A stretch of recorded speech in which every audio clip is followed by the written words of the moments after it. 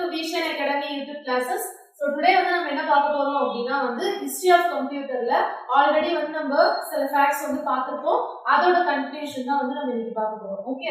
So first என்ன பாத்தீங்க அப்படினா father of personal computer. So father of personal computer யாரு அப்படினு பாத்தீங்கன்னா Henry Edward Roberts.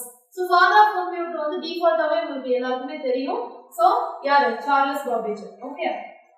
Father of personal computer யாரு அப்படினு பாத்தீங்கன்னா Henry Edward Roberts. So next வந்து first web browser. First web browser எது அப்படினு பாத்தீங்கன்னா www. இல்ல அப்படினா அதுக்கு இன்னொரு நேம் என்ன அப்படினு பாத்தீங்கன்னா Nexus.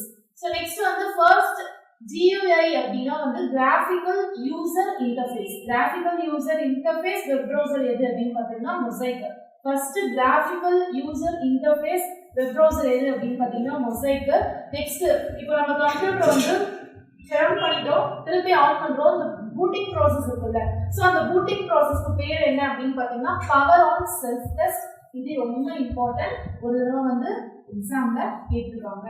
பூட்டிங் processக்கு பேர் வந்து power on self test. Next பாத்தீங்க அப்படினா ஃபர்ஸ்ட் நெட்வொர்க், அதாவது ஃபர்ஸ்ட் கம்ப்யூட்டர் நெட்வொர்க் வந்து எது அப்படினு பாத்தீங்கன்னா ARPANET. ARPANET ARPANET. நெக்ஸ்ட் வந்து ஃபர்ஸ்ட் சர்ச் இன்ஜின் எது அப்படினு பாத்தீங்கன்னா ARCHI. ஃபர்ஸ்ட் சர்ச் இன்ஜின் எது அப்படினு பாத்தீங்கன்னா ARCHI. நெக்ஸ்ட் ஃபர்ஸ்ட் ISP அப்படினா internet service provider. First internet service provider world லெவல்ல யாரு அப்படினு பாத்தீங்கன்னா Telnet. Next first internet service provider இந்தியால யாரு அப்படினு பாத்தீங்கன்னா BSNL. BSNL அப்படினா வந்து Videsh Sanchar Nigam limited. Videsh Sanchar Nigam limited, Tata communication. Okay, first internet service provider. 5th generation computer வந்து 5th ஜெனரேஷன் கம்ப்யூட்டரோட ஸ்விட்சிங் டிவைஸ் பேர் வந்து ULSI. ஓகே, 5th ஜெனரேஷன் கம்ப்யூட்டரோட ஸ்விட்சிங் டிவைஸ் ULSI. நெக்ஸ்ட் BCD, இது வந்து கோட்ஸோட எக்ஸ்பான்ஷன். உங்களுக்கு இதுல இந்த கோட் வந்து ஆல்ரெடி கேட்டிருக்காங்க. ASCII இருக்குல்ல, இந்த கோடோட C stands for இல்ல I stands for, அதாவது உங்களுக்கு இத கொடுத்துட்டு இதுல C stands for என்ன அப்படிங்கற மாதிரி கேட்பாங்க. ஓகே, இதுல வந்து BCD அப்படினா வந்து பைனரி கோடட் டெசிமல். சோ இதுக்கு வந்து எத்தனை பிட் அப்படினு பாத்தீங்கன்னா 4 பிட். நெக்ஸ்ட் ASCII அப்படினா American standard code for information interchange.